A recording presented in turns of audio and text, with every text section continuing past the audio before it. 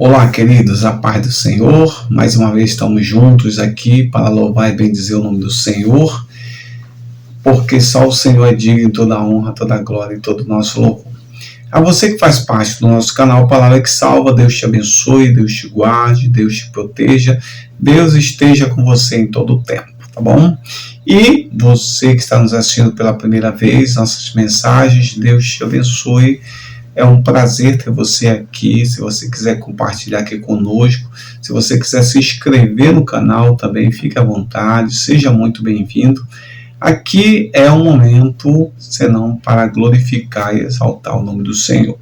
O objetivo do nosso canal aqui é glorificar o nome do Senhor. Amém? Eu quero abrir aqui um parêntese aqui para relatar sobre no dia 21 ao dia 23, nós participamos aí da 94ª Assembleia da Convenção Batista no Amazonas, lá em Nova Olinda do Norte, né? Foi uma bênção estar ali, e eu quero agradecer na pessoa do nosso presidente da convenção, pastor Jair, e também o nosso primeiro vice-presidente, pastor Wade Alex, né?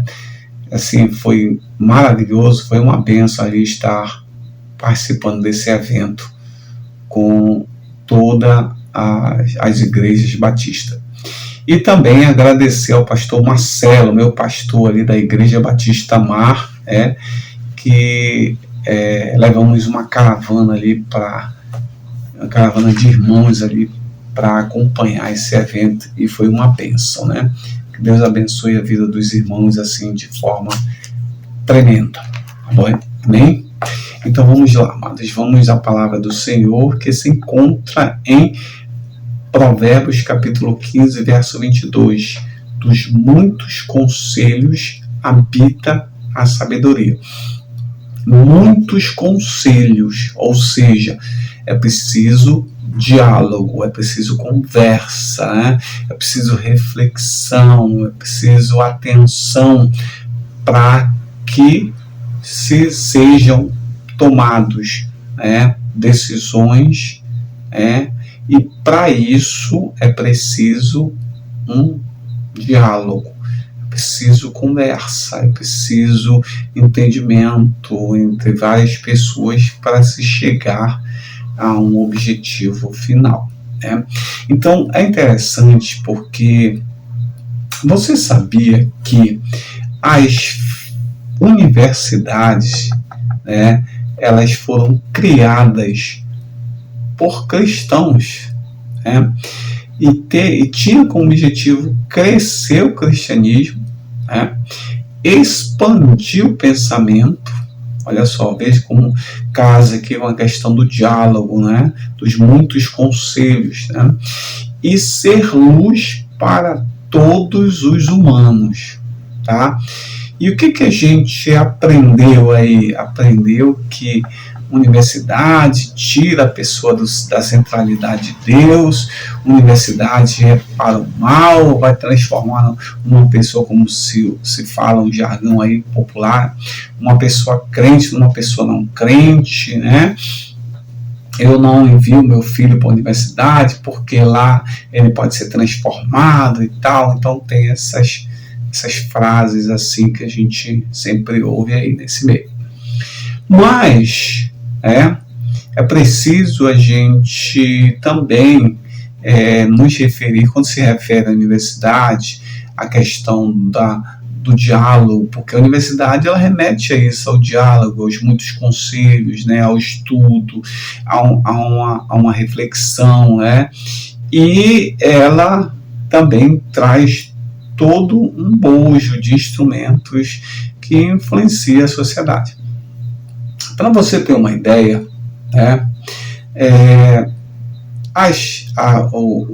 Lucas, o Evangelho de Lucas, lá em Atos dos Apóstolos, que fala da vida da igreja em si, você vai ver que o relato de Lucas ele é um relato minucioso, né? Tanto para o próprio Evangelho de Lucas quanto Atos dos Apóstolos, né? Então ele vai fazer, ele começa o seu Evangelho lá no primeiro capítulo dizendo que ele fez um relato minucioso, né? Ele escreve a carta a Teófilo, né? E no início ele diz que foi minuciosamente visto cada situação. E aí tem um inglês, um pesquisador inglês chamado William Haunston, e ele tirou, né, ele não entendia por que muitas pessoas inteligentes, pessoas que tinham uma sabedoria, tinham uma intelectualidade e tal, e liam, né, o Evangelho de Lucas, tanto o Evangelho como Atos. E aí isso criou nele uma curiosidade, e ele queria fazer, ele tirou um ano, ele tirou exatamente um ano, é como se fosse, tirava umas férias, né? Só que essas férias eram dedicadas à pesquisa. E esse um ano que ele vai tirar, ele vai buscar desmascarar o Evangelho de Lucas, né? E aí o que vai acontecer? Ele vai fazer toda uma trajetória, baseada no Evangelho, ou seja, ele vai nos lugares, com o Evangelho de Lucas, tanto o Evangelho quanto o Atos dos Apóstolos, para verificar cada detalhe que é falado em Lucas, as cidades, os nomes que Lucas cita, né?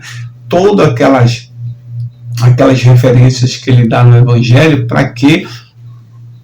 Para tentar desmascarar ou desbancar Lucas. E aí ele chega à conclusão de que um dos maiores historiadores, né, chama-se Lucas, né, e ele acaba concluindo que a sua escrita, né, eram perfeitas e todas tinham, né, uma veracidade, né? E ele chama Lucas de um exímio pesquisador. Então Lucas precisou pesquisar, né, para que ele pudesse, né, fazer aquele relato, né? E a universidade nos traz isso, né? Então a gente deve valorizar, né, o ensino. Aí o que acontece, né? Quando a gente fala de universidade, fala dos diálogos, né, da investigação, dos muitos conselhos e tal, a gente remete à cultura, né? Porque a cultura, ela é um grande instrumento de influência da sociedade, né? E quem domina a cultura, né, domina a sociedade, tá? Então você vai ver que o cristão, ele é batizado, ele é batizado em águas, mas ele precisa também ser batizado no cérebro, ou seja, utilizar o seu raciocínio cognitivo, utilizar seu raciocínio reflexivo, ter, né, ter um espírito crítico, né, saber quanto é importante o ensino, a educação, a cultura, a vida reflexiva, cultivar o saber, né? Então isso é importante. Por quê? Porque isso tem a ver com cultura, né? E aí a gente vê as grandes transformações, ou o próprio sistema tendendo para a apatia, tendendo para o desprezo pelo raciocínio, tendendo para a histeria, tendendo para o emocionalismo, para eliminação, olha só, eliminação do diálogo. Enquanto que a Bíblia diz que nos muitos conselhos, ou seja, é preciso dialogar, né, para poder se chegar a algo. E aí a sociedade vem dizendo assim, eliminar o diálogo. É o que nós falamos e pronto. É o que a gente quer e pronto. O que vale é a nossa opinião, a de vocês não vale. Então, mais ou menos desse tipo. A, a universidade ela vai ser criada com esse objetivo que eu falei, né? Mas no Império, olha só, como é que vai surgir isso, né? 1800, os bárbaros ali, que eram tipos de povos que eles não falavam idioma grego e nem compartilhavam da mesma cultura, da mesma organização de sociedade grega. Então, esses povos, eles eram considerados bárbaros. E aí eles tinham uma outra cultura, um outro saber, algo mais bem diferente daquilo que era a cultura grega. E aí eles tentavam implantar isso como se fosse assim, goela abaixo, goela abaixo, e estavam caminhando nessas implantações para quê?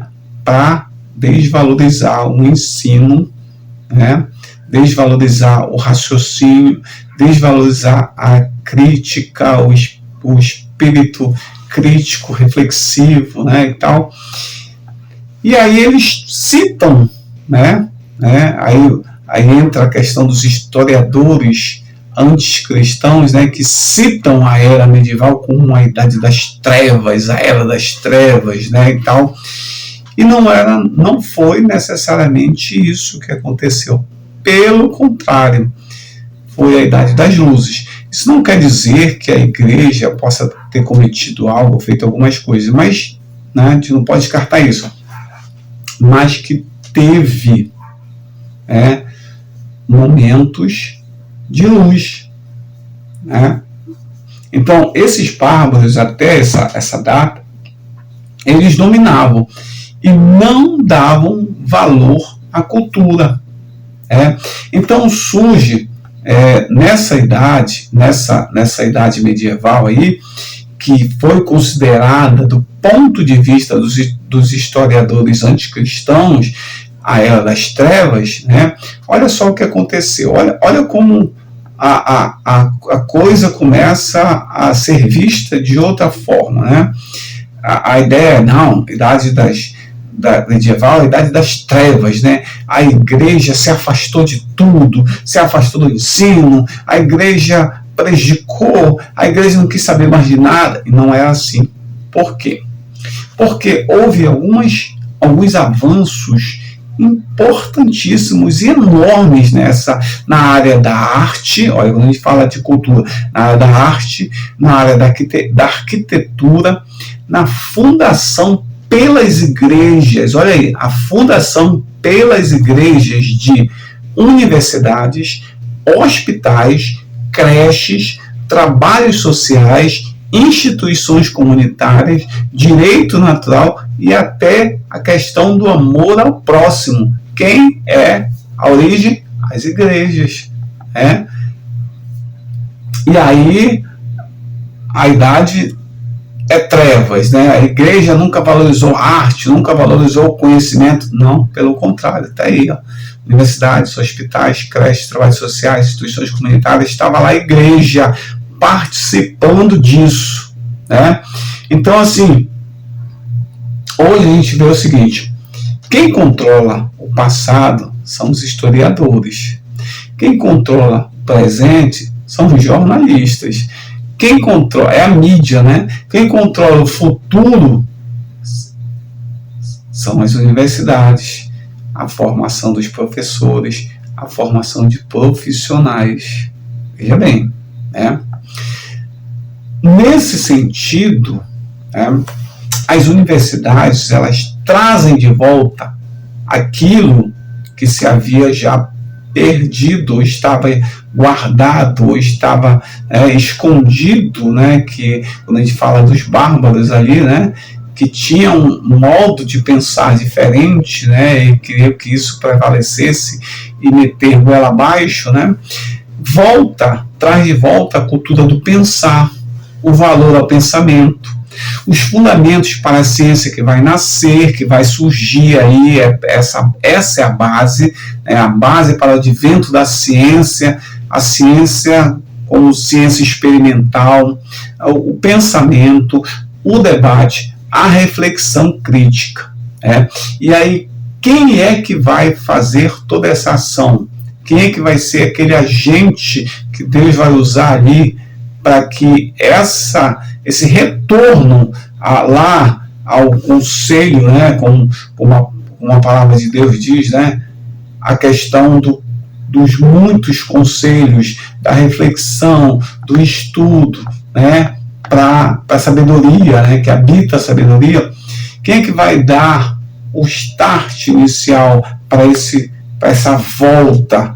Né? É exatamente Carlos Magno. O que ele vai fazer? Né? Isso não cabe a gente dizer se de repente foi bom ou não, mas ele uniu a ideia de coroa, né, com a igreja. Mas ele criou essa estratégia para salvar o cristianismo. E aí ele vai começar a fazer algumas mudanças, né, através dessa ação para resgatar, trazer de volta essa questão do diálogo, do debate, para que seja compartilhado, né, valorizar a questão do outro, né, esses trabalhos, essas instituições que vão aparecer aí, comunitárias, essa questão das universidades, creche, vai aparecer aqui de forma bem intensa um Carlos Magno, né, valorizando a cultura. E aí no próximo vídeo a gente vai trazer essa segunda parte aí de algumas ações que Carlos Magno vai fazer, né, e como isso vai resgatar aquilo que tentaram esconder, falar mal e criar uma outra história que não era a história real, tá bom? Então, no próximo vídeo a gente se encontra aí. Que Deus te abençoe, que Deus te guarde, que Deus te proteja, em nome de Jesus. Amém.